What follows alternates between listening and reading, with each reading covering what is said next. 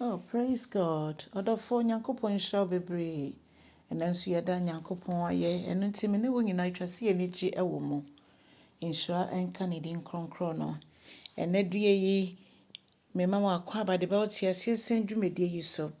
Na me mpaebɔ nyinaa ne sɛ Nyame nkronkron ɛnka yɛn ho na ɔno ankasa nkyerɛ yɛn.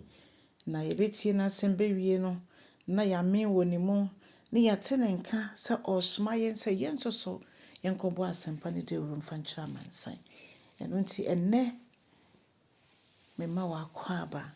Na yɛafei akenka nsɛm afi 1Korintofoɔ nwoma a ɛdi kan na ɛti 6 ne nkyekyɛmu 9 kɔsi 12. Adɔfo yɛntie Awurade asɛm.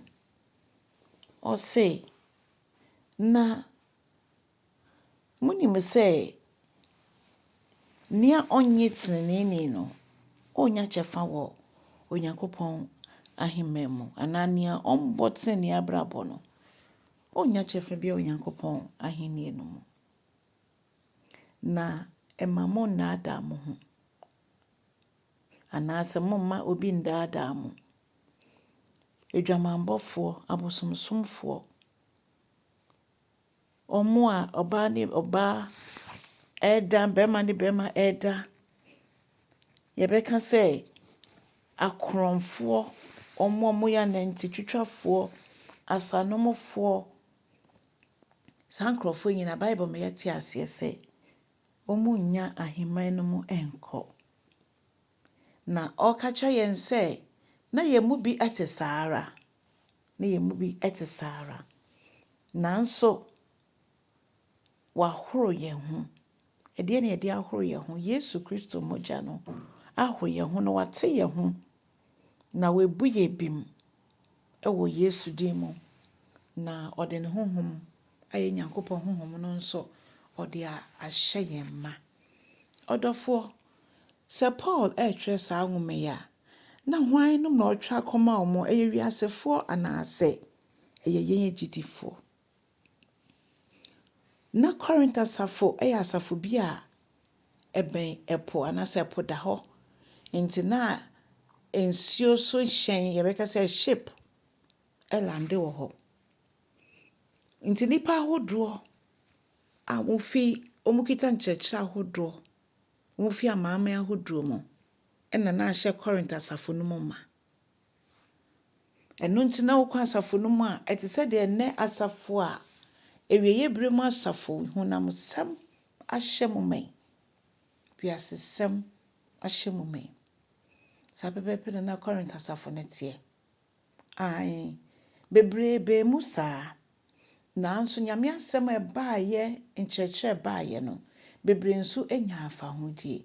Sɛdeɛ me ne wo nso so, yɛn mu bi agye Kristo nti yɛnya afahodie wɔ ne mu na wabu yɛn bem no. Saa pɛpɛɛpɛ na Korinto asafo no nso ɛteɛ. Obi biara ɔbaa mu na ɔno ɔnyɛ ɔhotuni dada. Na mmom Nyame asɛm mu ɛna ɔde bɛyɛ ɔhotuni. Ɛna ɔdɔfoɔ, Bible atwe yɛn adwene gyina so sɛ woda so te asafo no mu na wodeɛ nneɛma a yɛabobɔ so yi woda so ɛnam mu a, ɛsɛ sɛ wohu sɛ wonni kyɛfa ɛwɔ Onyankopɔn ahenni mu.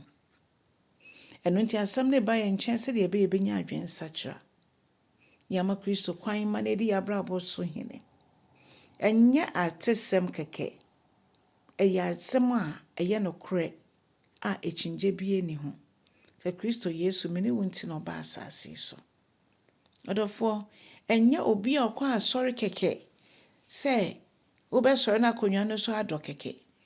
Anaasɛ yɛatwerɛ wo din ɛwɔ asafo no nwoma mu kɛkɛ.